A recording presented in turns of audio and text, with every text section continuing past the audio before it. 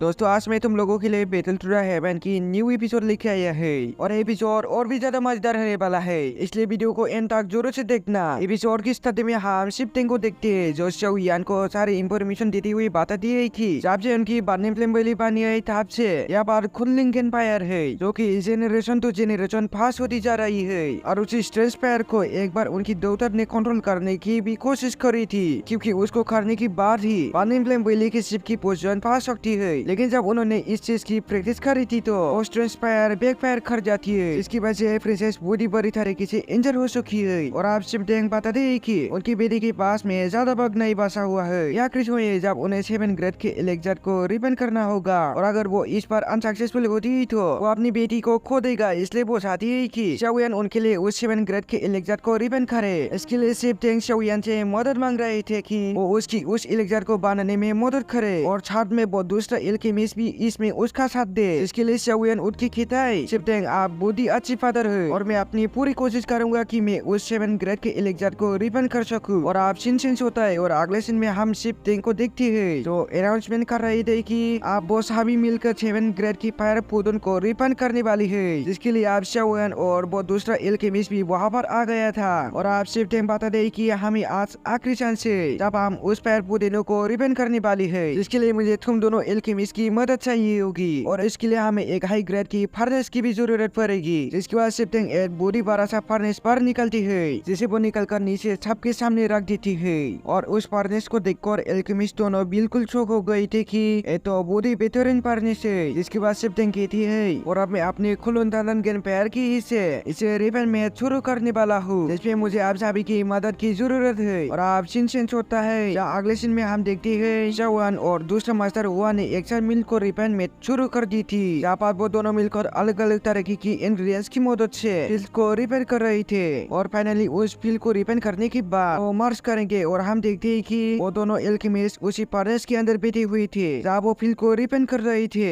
वही बार हम कुछ लोगों को बातें करता हुआ देखते हैं जो शाओयान को इतना यंग देखकर बातें कर रहे थे कि शाओयान क्या सच में फील्ड को रिपेयर कर सकता है। हमें तो ऐसा लगता है कि उसके पास बिना बाजा ये मौका मिल चुका है क्योंकि उसमें इतनी हिम्मत तो नहीं होगी कि वो इतने हाई ग्रेड के एलेक्जेंडर को रिपेयर कर सके। आप वही दूसरी और हम शाओयान को देखते हैं जो कि उस फील्ड को रिपेयर कर रहा था जहाँ बहुत सारे पावर कॉन्शियस हो रही थी, जिसकी शादी उसे काफी तकलीफ हो रही थी। और वो अपने सामने मास्टर हुआ से पूछता है कि आप ठीक है, जिसपे मास्टर हुआ कहते हैं हाँ मैं ठीक हूँ। और हम देखते हैं कि दोनों लोग मिलकर एक साथ असली प्रोसेस को शुरू कर देती है जहाँ दोनों एनर्जी को आपस में कन्वर्ट किया जा रहा था। और इस प्रोसेस की स्टार्ट करते ही वहाँ भयानक एनर्जी फ्लक्चुएशन होने लगती है जिससे शाओयान और मास्टर हुआ दोनों को ही तकलीफ हो रही थी, लेकिन दोनों लगातार उस प्रोसेस को बनाए रखती है और लगातार रिपेयर में शुरू रखती है। वही दूसरी और बार हम शिप डेंग को देखते हैं जो इस प्रोसेस को देखकर सोच रहे थे कि सच में ये सोल प्रोसेस बहुत ही ज्यादा डेंजर है, इसमें बहुत सारी एनर्जी कमजोर होती है, इसके सामने न जाने शाओयान और मास्टर हुआ कितने देर तक टिक सकते हैं। अब वही दूसरी और हम मास्टर हुआ और शाओयान को देखते हैं जहाँ वो दोनों अपनी फ्लेम का इस्तेमाल करते हुए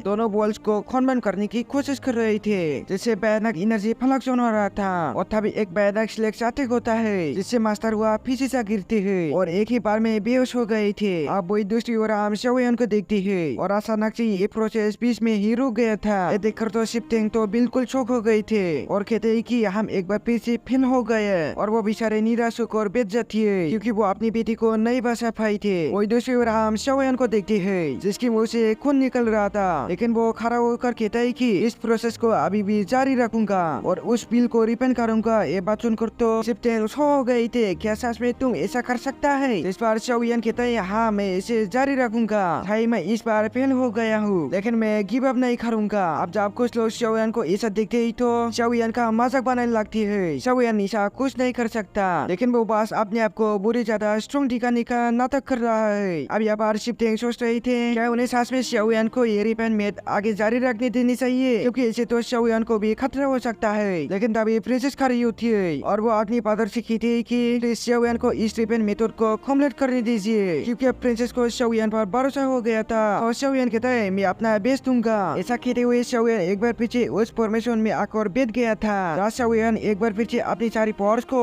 इकट्ठा करते हुए उसे रिपेयर मेथड को शुरू कर देता है। और यहाँ पर शाओयान को अपनी मास्टर की बातें याद आ रही थी कि अगर हमें एक बार मौका मिले तो हमें उससे मिस नहीं करना है। और अब शाओयान ने अपनी हेवनली फ्लेम का इस्तेमाल करते हुए दोनों ही एनर्जी बॉल को कन्वर्ट करना शुरू कर दिया था, जिससे फील्ड रिफाइनमेंट लगातार चलती जा रही थी और इससे काफी सारी एनर्जी निकल रही थी। शाओयान ने अपनी प्रोसेस को स्टार्ट कर दिया था, जिससे बहुत सारी एनर्जी रिलीज हो रही थी। और अब यहाँ पर शाओयान अपनी मास्टर की तरह टेक्निक इस्तेमाल करते हुए उस फील्ड को रिफाइन कर रहा था, जहाँ अचानक ही उस पानी से बहुत ही भयानक एनर्जी निकल कर सीधा आसमान की ओर जाती है। इससे आसमान में भी भयानक लाइटिंग होने लगती है। देखकर आप शिफ्टिंग भी घबरा गए थे, क्योंकि शाओयान उस एलेक्जार का फ्लू जोन शुरू कर देता है। यहाँ पर शिफ्टिंग कहती है कि ये एलेक्जार बहुत ही ज्यादा स्ट्रॉन्ग है, इसलिए इसकी पावर भी बहुत ही ज्यादा डेंजर होगी और आप इस लाइटिंग को बर्दाश्त कर पाना शाओयान के लिए मुश्किल होने वाला है। अब जब प्रिंसेस ये देखती तो अपनी फादर से शाओयान की मदद करने की कहती है, क्योंकि वो लाइटिंग शाओयान को नुकसान पहुंचा सकती थी। लेकिन इससे पहले कि शिफ्टिंग कुछ भी कर पाते, शाओयान ने यहाँ पर अपने पापेट को बाहर निकल लिया था, उसे सीधा उस लाइटिंग की ओर भेज देता है, जहाँ शाओयान का पापेट उस लाइटिंग पर अटैक करना शुरू कर देता है। और अब इस क्लाउड से और भी ज्यादा लाइटिंग हो रही थी, जिससे बहुत सारे लोग भी बर्दाश्त की। शिफ्टिंग और प्रिंसेस भी पीछे हो जाती है और सब देखते हैं कि शाओयान के पास तो 1000 लेवल का पापेट है, तो सभी बिल्कुल शौक रह गई थी। शाओयान का पापेट उस सारी लाइटिंग को एब्जॉर्ब कर लेता है। अब उसकी बॉडी में बहुत सारी लाइटिंग आ गई थी, ये देखकर तो सभी शौक हो गए थे। जिसके बाद पूरी लाइटिंग एब्जॉर्ब करने के बाद शाओयान का पापेट नीचे आ गया था, क्योंकि अब इससे उसकी स्ट्रेंथ काफी ज्यादा बढ़ चुकी थी।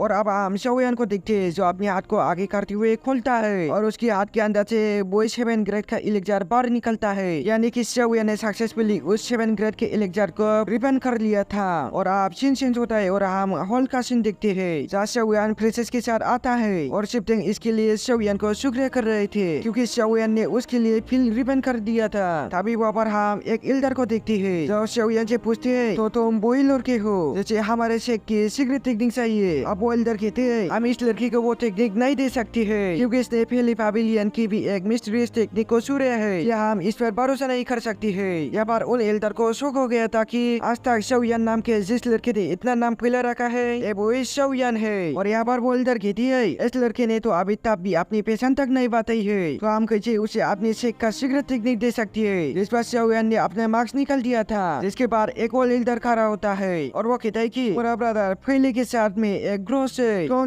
तुमने उनकी सीक्रेट टेक्निक को सुना है, तो अब हम तुम्हें अपने शेख की सीक्रेट टेक्निक क्यों दे। अब तुम मुझे बताओ कि अब हमारे शेख की सीक्रेट टेक्निक क्यों चाहिए। तभी शिप दाओ उस एल्डर को दाते हुए कहती है एल्डर हाथ में रहिए, शाओयान मेरे बर्निंग फ्लेम पे लिखा गया है, इसलिए आप सभी एल्डर बात करते हुए फॉलो रहे। अभी एक और एल्डर खड़े होती हुए कहती है अब जहाँ पहले शिप ने डिसीजन बना लिया है, तो हम सबके लिए भी मुश्किल नहीं होगा शाओयान को इज्जत देना। लेकिन तभी जब शाओयान रूल को फॉलो करूँ और बोले कि बाकी खेल डीपीएस की जैसे टेस्ट को पास करूँ, तो शाओयान को क्रिटिसिज्म का सामना करना पड़ेगा। जब शिप एल्डर मेरा टेस्ट लेने पर इंसिस्ट कर रही तो ठीक है, मैं भी टेस्ट देने के लिए तैयार हूँ, अब मेरा टेस्ट ले सकते हैं। अब अगले सीन में हम शाओयान को देखते हैं, जो बैटल फील्ड में आ गया होता है। सारे ऑडियंस शाओयान को बैटल रिंग में देखकर सरप्राइज थी कि अब शाओयान क्या करने वाला है, इस पर इसका क्या मकसद है। इधर शाओयान कहता है कि अब सब एल्डर्स मुझे नहीं पता कि मेरा किस तरह की टेस्ट लेने वाली है। इस पर एल्डर कहता है ये मैटर बहुत ही इम्पोर्टेंट है, इसलिए सेकंड एल्डर पर्सनली टेस्ट लेंगे। अगर शाओयान सेकंड एल्डर के 10 मूव के सामने जीत गई तो इस पर आप एल्डर वोशन भी बैटल फील्ड में आ जाती है। तो देखकर प्रिंसेस शिफ्टिंग से कहती है एल्डर आज से पहले तो कभी भी कोर डोमेस्टिक असेसमेंट के लिए सेकंड एल्डर ने पर्सनली खुद एक्शन नहीं लिया था,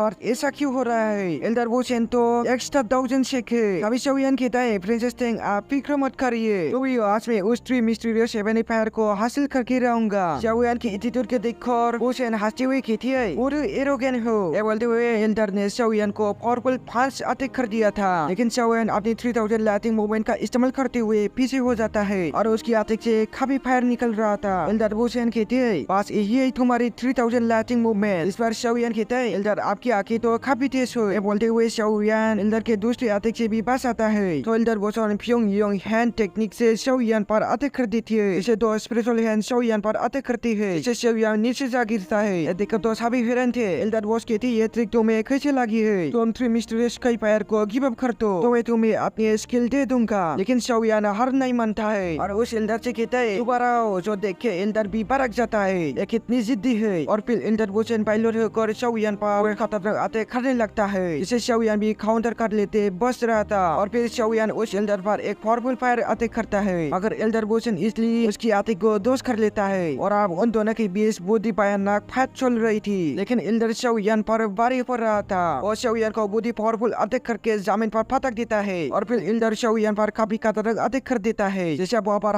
तारा फाड़ फैल गई थी और एल्डर शाओयान से कहता है कि आप तो हार चुकी हो, इसलिए आप सब अपनी हार मान लो। लेकिन तभी शाओयान की बॉडी गायब हो जाती है क्योंकि वो एक क्लोन बॉडी थी। और तभी पीछे से हम शाओयान को देखते हैं, इसने अपनी थ्री पावर को फ्यूज कर लिया था। और शाओयान कहता है तुमने मुझे बिना बाजा अंदर स्मेट कर दिया। लेकिन ये देखकर उस एल्डर को बिल्कुल भी डर नहीं लगा था और वो भी अपनी स्पेल का यूज करते हुए बाइनर सा फॉर्मेशन क्रिएट कर लेता है जिसके अंदर से काफी ज्यादा एनर्जी निकल रही थी। और अब वो एल्डर और शाओयान दोनों ही आमने सामने थे। ये देखकर तो सारी ऑडियंस शॉक रह गई थी कि यह था कि शिफ्टिंग भी की थी। इस एल्डर ने तो अपनी बॉडी पावरफुल टेक्निक का इस्तेमाल कर दिया है, वो भी एक यंग लड़की को मारने के लिए। ये तो सच में बॉडी शर्म की बात है। एक एल्डर को हम बात करते हुए सुनते हैं कि इस टेक्निक का नाम लू ऑफ फायर है और ये एक ड्रैगन टेक्निक है। इसके बाद वो एल्डर थोड़े देर शाओयान पर अटैक कर देता है, जहाँ पर उसका अटैक तेजी से शाओयान की ओर जा रहा था और शाओयान को हिट करने ही वाला था। शाओयान अपने साथ में एनरी बुद्धा लोटस के साथ में खड़ा था और शाओयान अपनी एनरी बुद्धा लोटस को उस एल्डर की टेक्निक पर छोड़ देता है, जहाँ दोनों की टेक्निक आपस में टकराती है और उसे वहाँ पर भयानक एनर्जी रिलीज हो रही थी। और उस एनर्जी से वहाँ पर काफी भयानक धमाका होने लग गया था, यहाँ तक कि वहाँ पर एक बड़ा सा पोर्टल भी ओपन हो गया था और सब कुछ अपने अंदर खींचने लग जाता है। जिसे बचने के लिए अब वो सभी एल्डर्स वहाँ पर अपनी पावर का यूज कर दिया था क्योंकि वो पोर्टल सब कुछ एब्जॉर्ब कर ले रहा था। तो सिस्टम बीच में आकर और एक पोर्टल ओपन करके उस पोर्टल को बंद कर देती है और उसकी ऐसा करती ही एपिसोड भी यही पर एंड हो जाता है। दोस्तों अगर आप लोगों को मेरे एक्सप्लेनेशन अच्छा लगा है तो वीडियो को लाइक कर देना और अगर आप लोगों ने अभी तक भी मेरे चैनल को सब्सक्राइब करके नहीं रखा है तो सब्सक्राइब करके बेल नोटिफिकेशन को भी ऑल पे सेट कर देना। लेकिन अगर आप लोगों ने इसका पहला एपिसोड को मिस कर दिया है तो लेफ्ट की वीडियो पर क्लिक करके देख लेना। Thanks for watching.